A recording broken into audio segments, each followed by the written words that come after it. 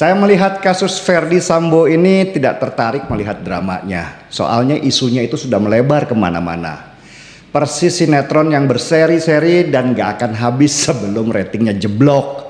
Dan sekarang muncul lagi tokoh-tokoh baru yang makin menghangatkan isu. Ibarat api, banyak yang kipas api kecil ini supaya tetap membesar dan orang mengambil keuntungan darinya. Daripada ribut dengan teori konspirasi yang makin blunder setiap hari, lebih baik kita memperhatikan bagaimana kesalahan komunikasi itu malah memperburuk situasi. Ada kesalahan komunikasi dari institusi sebesar Polri dalam kasus ini menurut saya.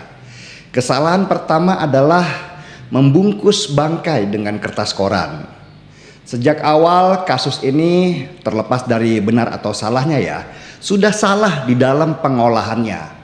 Kasus seperti ditutupi yang membuat api makin besar dan malah membakar rumahnya. Polri yang seharusnya handal dalam menangani situasi begini seperti gagap dan melakukan kesalahan demi kesalahan.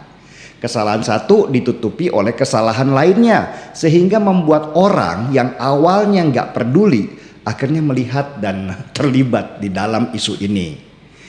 Kasus yang ditutupi biasanya makin membuatnya jadi misterius dan semakin misterius kasus itu semakin besarlah apinya dan asapnya atau isunya yang menyebar kemana-mana. Polisi menurut saya sangat terlambat dalam membangun narasi supaya isunya tidak menjadi liar. Jumpa pers yang dilakukan oleh polisi menunjukkan kegagapan mereka. Sehingga antara jumpa pers pertama dan yang selanjutnya menjadi nggak sinkron. Perhatikan saja ketika ditanya, kenapa kasus ini baru diungkapkan polisi sesudah 3 hari? Jawabannya membuat banyak orang nggak puas. Karena kata polisi, waktu itu sedang Idul Adha. Jawaban yang gak sinkron seperti ini membuat kasus malah menjadi besar dan liar. Dan ketidaksinkronan jawaban kembali terjadi ketika polisi mengumumkan ke pers bahwa HP Brigadir Yosua itu hilang. Pengumuman itu diralat kembali oleh polisi bahwa HP-nya gak hilang dan sedang jadi barang bukti penyidikan. Yang kedua, polisi nggak bisa menjelaskan dengan terang kenapa CCTV di sekitar komplek itu diganti. Dan isu semakin liar ketika ketua RT di sekitar ngomong ke wartawan bahwa ada keanehan dalam penggantian CCTV itu. Seharusnya menurut saya sesudah ada berita ketua RT di sekitar rumah, polisi kemudian secepatnya datang dan mengkonfirmasi dan menjadikan ketua RT itu sebagai saksi sekaligus mengkonfirmasi benarkah pernyataannya di media itu.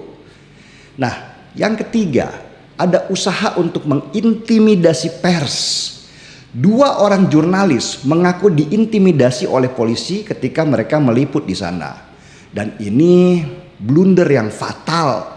Karena seharusnya polisi tahu mengintimidasi pers tidak membuat situasi makin teredam karena para jurnalis itu biasanya membangun circle perkawanan dengan jurnalis lainnya sehingga berita intimidasi itu menjadikan kasus ini semakin misterius.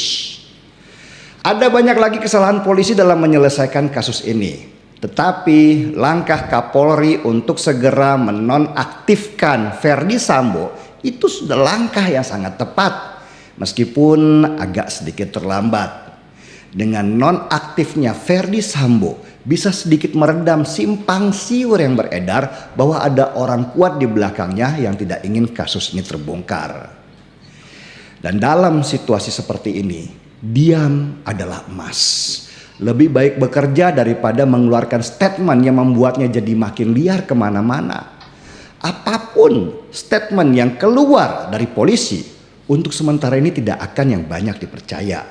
Karena itu lebih bagus institusi kepolisian menggunakan tangan ketiga yang independen seperti Kompolnas atau Komnas HAM untuk membantu menyelidiki. Dan buka infonya sekeping demi sekeping supaya isunya semakin sempit dan tidak lebar kemana-mana.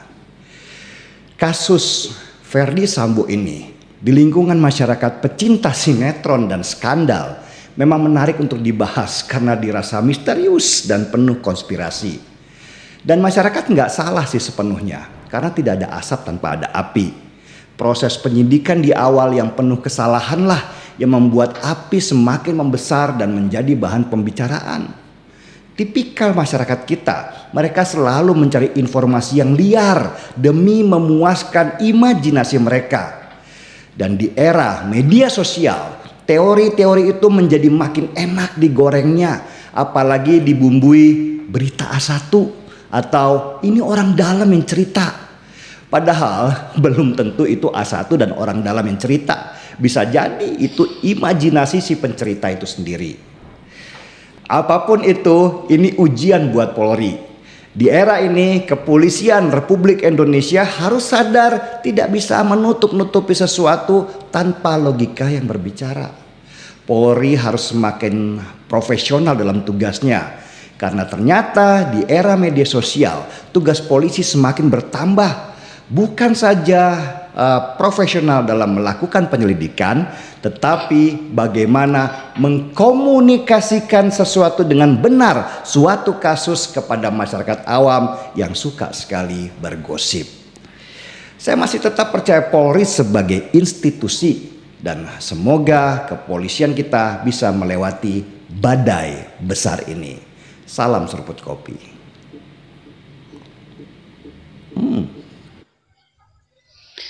Iya, kita apresiasi Bang Denny Siregar juga memberikan statement ya bahwa banyak kesalahan dan kejanggalan yang dilakukan oleh pihak kepolisian.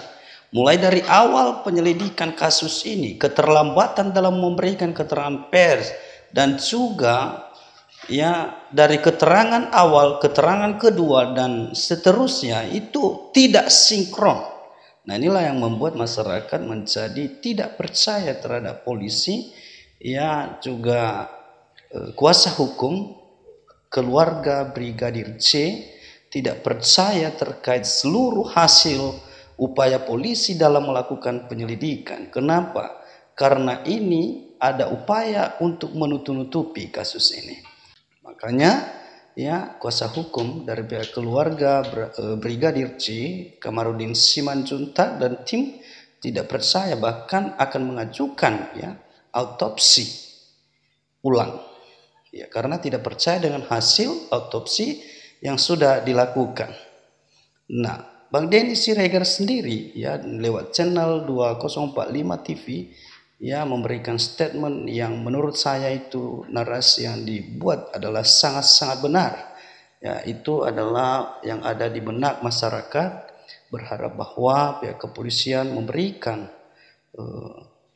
pencerahan yang lebih jelas, ya lebih cepat tanggap ya untuk merespons apa yang ada di dalam pikiran masyarakat ya, dan juga kemudian ya tindakan Pak Kapolri yang sudah menonaktifkan Verdi Sambo ini diberhentikan dari Kadif Propam Polri, dan itu adalah sudah tindakan yang tepat menurut Bang Denny Siregar, walaupun sedikit terlambat ya katanya. Kita lihat komentar teman-teman juga. Polri masih hitung-hitungan jujur dalam kasus ini. Yosus Tompo. Susianti ini kasus yang benar-benar aneh, tapi rakyat sekarang pintar, usut tuntas, jujurlah polisi apapun itu. Franciscus, mantap Bang penjelasannya, gaspol. Kita tunggu ketegasan Pak Kapolri dan jajarannya untuk mengungkap fakta, bukan mengaburkan fakta.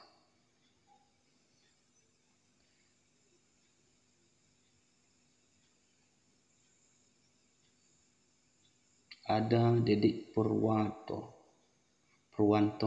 ya, entah kenapa baik pemerintah, kementerian maupun instansi negara kok pada gegap dalam mengolah dan menyampaikan semua informasi yang jelas tanpa menimbulkan multitafsir. Ini sindiran. Semakin cepat diungkap maka semakin hemat biaya dan waktu. Begini akibatnya kalau coba-coba akhirnya melebar kemana-mana. Mau menutupi sesuatu yang sudah terjadi di era sekarang itu sulit, bos. Dibungkam satu keluarga, satu warga siap beraksi. Ini soal nyawa. Kalau bersalah harus main hakim sendiri. Tunggu dulu pengadilan yang memutuskan. Bukan harus dihabisi langsung dengan beberapa peluru. Benar. Kita sepakat untuk itu. Mas Mian, hilangnya kepercayaan masyarakat kepada aparat karena aparatnya tidak bisa dipercaya. Iya, ya ada sedikit lah mereka ini ya. Ya memang ada sebagian oknumnya yang tidak dapat dipercaya, tetapi kita percaya bahwa pihak kepolisian ya tidak semua melakukan hal itu. Ada juga yang jujur lah, mudah-mudahan. Iya, amin. Ya padahal itu udah jelas siapa pelakunya. Kagak perlu lama-lama kayak gini. Ya makin kagak terungkap, makin hilang kepercayaan masyarakat kepada Polri. Ya itu mungkin keinginan Polri sendiri. Apakah Polri berani buka aib kawannya sendiri? Ya itu adalah resiko. Itu resiko brosis. Ya itu resiko. Polri harus bisa. Demi orang banyak harus bisa membuka aib satu orang. Kenapa? Karena itu kepentingan umum. Ya, kepentingan orang banyak dan juga institusi Polri itu sendiri. Kalau satu orang di antaranya yang melakukan kesalahan lalu menutupinya, semua tercemar. Ya, terpaksa harus satu orang itu harus dibuang.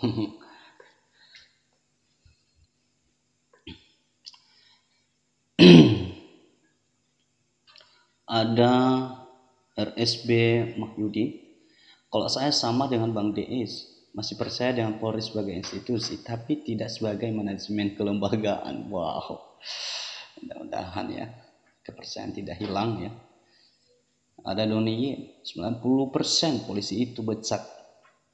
Masuk hasil suap, gak mungkin orang becat tidak jual pengaruh. Wah itu asumsi mungkin ya, kita nggak tahu ya, kita tidak bisa membuktikan itu. Kemudian ada komentar lagi, Mangihut Tua Ismail Sitanggang mungkin. Kita bangsa Indonesia bukan orang gosip. 10 orang gua temuin bahas ini. Semua dengan gaya objektif semua. Melta ayahanda almarhum diacungi jempol, berani berkata meski sudah didatangi banyak polisi ke rumah. Nah, ada Fritzan Tahan Harda. Seram ya polisi sekarang, mereka bisa atur semua. Gimana kota bisa perlindungan dengan? Wah, ada Yohani Pelipus. Langkah awal yang sudah tepat adalah pencopotan Irjen Pol Verdi Sambo. Kami tunggu langkah-langkah selanjutnya dari Bapak Kapolri agar kasus pembunuhan Brigadir Yosua terungkap dengan terang benderang, tidak ada yang ditutupi. Oke, sampai di situ dulu ya. Sampai jumpa kembali